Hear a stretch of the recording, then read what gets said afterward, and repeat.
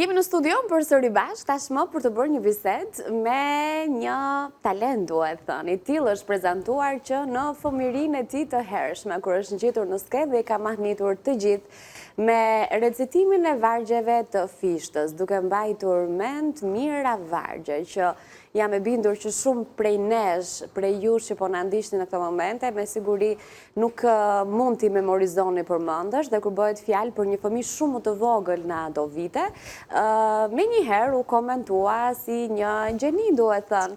Dhe nisi ashtu, kanë kaluar shumë vite dhe nga intervista e fundit që ne kemi bërë, Nikol po më thoshte që tashmë është në klasën e 8 dhe vitet ikin, eksperiencat të rriten, është prekur filmi, gjithashtu skena. Të falenderoj që jemi mua në studio. Shumë faleminderit për ftesën. Është kënaqësi të kem këtu. Edhe do të jetë bukur madomendja, ti je ende i vogël, je ende një fëmijë, po kam përshtypjen sa më shumë rritesh, aq më këndshëm duhet jetë kur ti di që në atë moshën e vogël fare, ke qenë në skenë edhe ke spikatur për një talent që bashkëmoshatarët e tu zorse e kanë, që është e vërtetë, apo e shfaqin në këtë mënyrë. Ti si ndihesh kur identifikohesh si djali i vargjeve të fishtës, se kam përshtypjen kështu të etiketojnë? Është një ndjesi shumë e bukur, por sigurisht do të kesh përgjegjësi ta mbash atë vërtet epitet, sepse nuk është kollaj. Nuk është kollaj. Edhe të mendosh që ti ke dalë me mira vargje të memorizuara, që tani pritshmëria e njerëzve është që ti të kesh më shumë se sa kaq, të dish më shumë se sa aq sa ke prezantuar dhe sa ke njohur.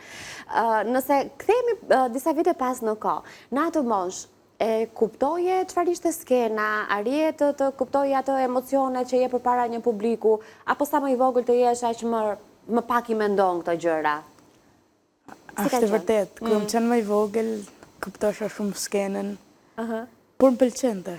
Më qente shumë, po. Nikol, ti e ke treguar edhe herë të tjera, por unë dua ta flasim pak tani, meqense kemi kaluar edhe ditëlindjen e fishtës, apo jo, jemi edhe në muajin e letërsisë, kështu që le të qëndrojmë pak këtu.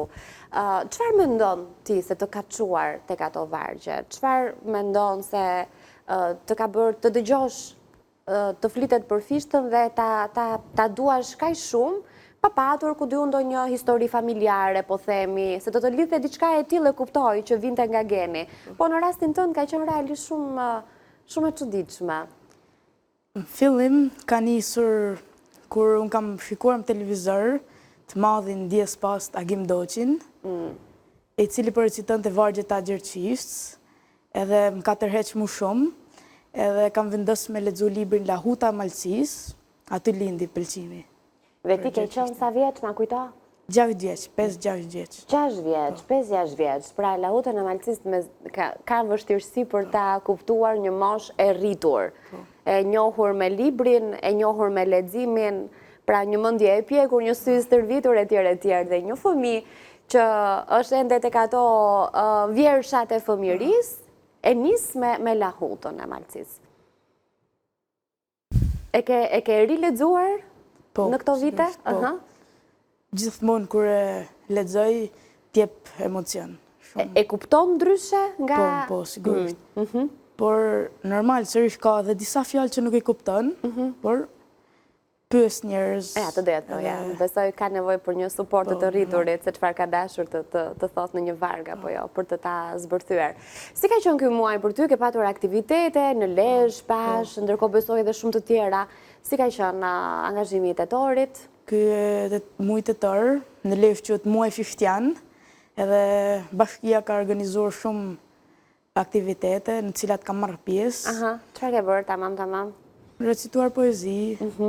Gjithashtu kam vizituar dhe shtegun e poezisë fishtiane në Fisht, cila është organizuar shumë bukur nga bujtinat dhe nga bashkia. Dhe është një muaj shumë i bukur. E ke shijuar, të ka pëlqyer. Është dukur si një muaj festiv, kam përshtypjen.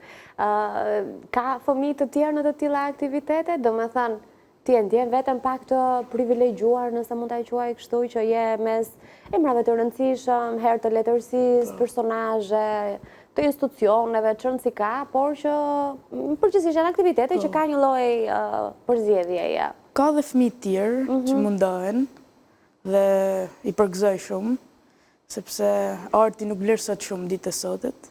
Edhe Me qënë se jemi tek fishta, ke menduar të nërasidhësh në një varg sot? Se e di që ti ke gjithmonë ca vargje gati. ta recitoj. Po, recitoj kur të duash. Që në kam, është. Duhet të qash në këmbë, janë antimonë regjia për të parë kështu edhe në këmbë. Hej, moj zanë, ty të kjofsha tru, si s'po t'bjen nërmend për mu, shkrep prej mramjet në përetër, bëh ma këtu, në këtë lisus d'vjetër, për me kënu m'lahut malsis, se si uan fati shupnis. Se besam lisus keme pa po njat kala, që një kodër titanike, grem biledhje ciklopike.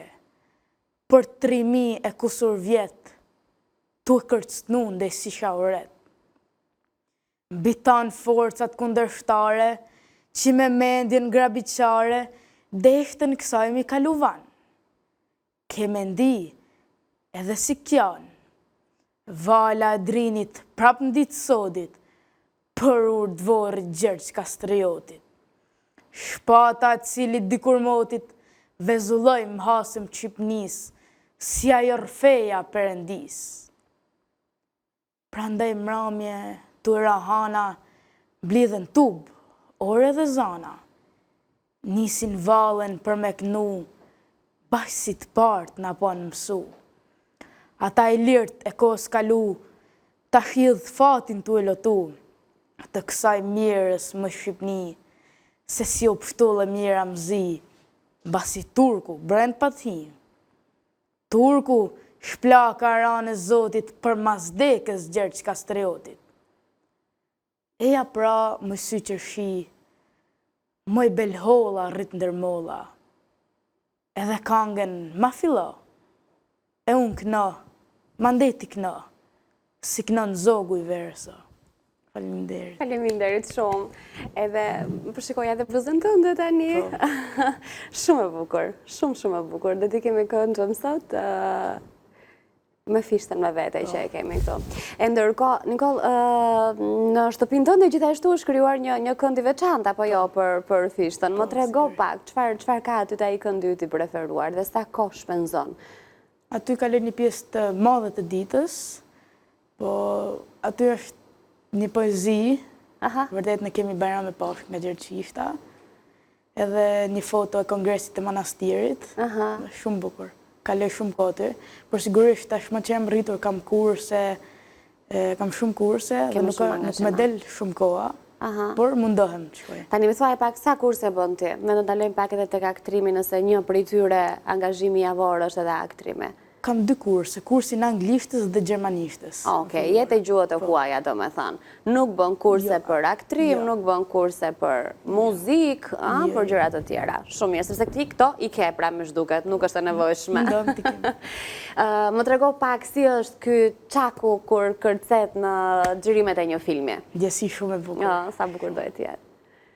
Më trego, kush kanë qenë mi përmend pak filmat, Një pikë gjak? Një pikë gjak, Living Eden, Në deta është parajsa, Legjenda Bastunit, Shec, Red Mood që po që është ende në është për konkurrim çmimi në Cottbus në Gjermani, film me metrazh të shkurt. Të gjithat kam pas kujtime shumë të bukura, gjitha më kanë pëlqyer. Edhe aktorët më kanë mbështet, gjithë. Kush ka qenë roli që ti ke më shumë, e ke ndjerë më shumë tëndin, ke ndjerë më shumë Nikollën brenda atij roli? Për zotin nuk mund t'i ndaj, gjithë janë shumë bukur. Sa bukur e ka thënë, për zotin nuk mund t'i ndaj. Çfarë të pëlqen tek aktrimi dhe sa ta ka ndihmuar poezia për aktrimin? Se poezia është interpretim në vetvete. Unë mendoj që poezia është një fazë që du t'a bësh për aktrimit dhe më ka ndihmu shumë, por edhe aktrimi më pëlqen, jashtëzakonisht. Sa të bukura janë të gjitha fotot të kthejnë kështu në ato momentet e xhirimit. Është i lodhshëm për një fëmijë?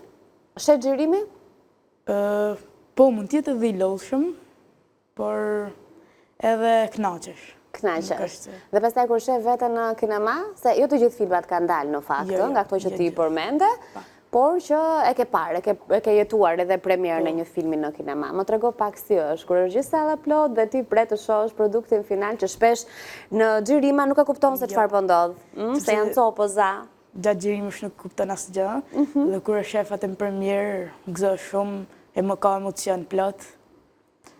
Edhe ndjesi tjetër. Ti ke kohë gjatë ditës, gjatë javës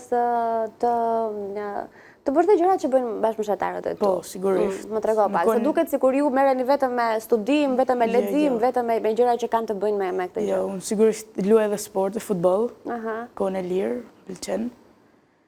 Jo se fokusohem veç tek libri, por edhe librin mundon t'ja lë kohën e vet. Me mësimesia? Shumë mirë. Je shumë mirë, se kjo klasa 8 fillon rëndohet pak, Po, mundon atje mirë. Letërsia është e preferuara jote? Po. E pa diskutueshme. S'ka se si të shkojë ndryshe. Ti veta, shkruan të jepet për të... Po, kam shkruar disa poezi. Po? Po. Por shumë më recitoj, por dhe do vazhdoj të shkruaj. Do vazhdosh të shkruash. Më shumë. Ndoshta në një të ardhme mund të kthehet në pikën tënde të fortë. Sepse ti atë ushqimin e ke marrë, e ke botën tënde, e ke të mbushur plot. Sigurisht që të jesh në aktivitete, po për të ardhur edhe këtu në studio, siç ka ardhur sot, të duhet ende suporti i prindërve. Po, sigurisht, prindërit më mbështesin gjithmonë, më përkrahin, dhe i falenderoj shumë.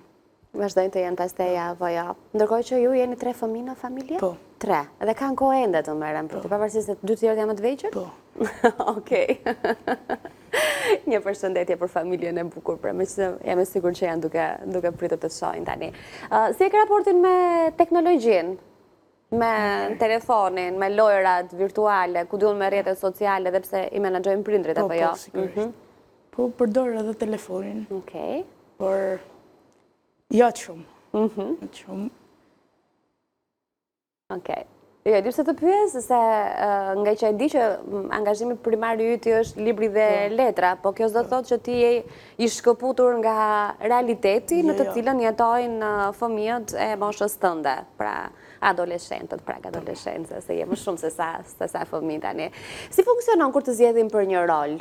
Do të thonë, kush të ka zgjedhur? Audicione, shkojnë audicione gjithmonë. Shkon, më bëjnë disa pyetje, mund të interpretoj një poezi dhe vendosin ato. Dhe me sa duket ka funksionuar mirë deri tani apo jo? Po. Ka ndonjë audicion që ke marrë pjesë dhe nuk e qenë, le të themi, i duhuri? Se mund të ndodhe kështu patjetër. Jo. Jo. Do me thënë, deri tani ti nuk e ke provuar refuzimin, po e quaj kështu edhe pse është fjalë shumë e madhe. Sigurisht refuzimi a pjesë e jetës. Patjetër, sigurisht që po. Se në fund të fundit ti mund të jesh shumë i talentuar, thjesht nuk je personazhi që i duhet atij regjizori, pra nuk duhet përkthyer si një arsye për të demotivuar apo për të më. Aktualisht po xhiron diçka apo janë mbyllur xhirimet dhe është vetëm fazë postproduksioni për filmat që s'janë shfaqur? Por jam edhe në një emision, X Talent Globe. Vazhdoj. Ku bëhet ky emisioni? Në Kosovë. Në Kosovë. Okej, dhe çfarë bën ti aty, reciton? Po, recitoj poezi. Në çfarë faze është, si spektakël? Është afër finales. Më pëlqen shumë. Mendon se do jesh, apo të mos i themi gjërat përpara? Nuk e di. Si janë konkurrentët e tjerë? Me çfarë lloj kategorie je në sfidë, po themi? Ka këngë, piktura, poezi, këto. Tani, ti je midis këtyre, pra nuk është se është e ndarë me kategori piktura më vete. Midis këtyre. Okej, talent, pra talent show si që funksionon, por me fëmijë apo ka dhe të rritur? Me fëmijë, po ka edhe të rritur. Ka edhe të rritur që duan të sfidojnë. Okej, pra ikën të vjen nga Kosova sa herë ke shfaqje atje? Shumë mirë. Kujt si të del koha aty ti bësh të gjitha këto? Nuk e di. Me organizim të mirë, thua. Ne jemi duke shkuar drejt fundit. Çfarë ke me dëshirë të thuash përpara se unë të përshëndes dhe falenderoj shumë që ishe me mua? Kam dëshirë të jap një mesazh gjithë moshatarëve të mi, të jenë vetvetja dhe të besojnë në veten. Sa bukur. Shumë e rëndësishme është kjo, e vërtet. Aty fillon Gjysma e suksesit shpeshherë nis tek ajo që ti thua vetes dhe tek besimi që ke në vetvete. Ja thua këtë fjali vetes kur je në sken? Kur ngjitesh? Më pëlqen. Të uroj suksese pafund. Pash sa më shumë gjëra të bukura për të bërë, publik për të shijuar, mesazhe për të shpërndarë tek moshatarët e tu, po dhe tek të rriturit vlejmë po njësoj. Edhe mirash në studio. Faleminderit, na kishte marrë malli mu taku. Po pra na kishte marrë vërtet malli, të pres përsëri. Faleminderit. Ndahemi tani nga Vila 24, ditë të bukur patri edhe ju. Mirupafshim.